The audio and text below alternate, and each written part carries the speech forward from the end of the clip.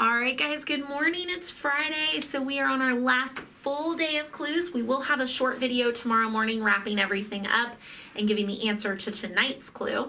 But this is our last full day of clues, so I'm so excited. You should be having a pretty full Easter basket by this point with all the items that you're collecting.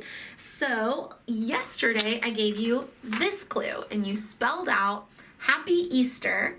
And the shape of the lines that the line created should have given you the number 3. So if you gathered up the number 3, that would have been a hat to put in your Easter basket. So hopefully you've got these items all selected. I'll go over the full list tomorrow in the video, but just wanted to let you know, keep those items together again. We've got those use for those in our Easter service, all right? Okay, so today, in the life of Jesus is the day that he died. The disciples have been leading up to this moment all week with him, starting off confusion and celebrating Passover and watching as one of the disciples turned on him. And now he's been killed. And so they are scared. They're sad. They're unsure how this occurred when they believed that Jesus was going to become this great and powerful political leader and really save them from things beyond sin.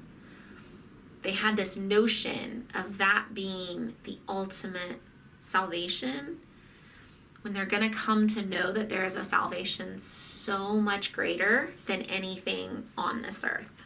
And so at this moment, they don't understand that big idea, that intense idea of a saving from something else, something bigger. So they're confused and they're frustrated. And that's probably the hardest part for us in our lives. When we think something in our lives means this, it means a political savior for them. For us, it means, oh, I'm sure that that's going to mean I'm going to get a promotion. Or I'm sure that that means I'm going to get to be in the starting position on the team. Or I'm sure that, she's going to become my best friend because I just met her and she's awesome and it's going to be so great and we had so much fun on our play date, right? No matter what age we are, we've got this idea that we're sure God is going to do this. And then we get really disappointed and really confused when it doesn't quite go that way.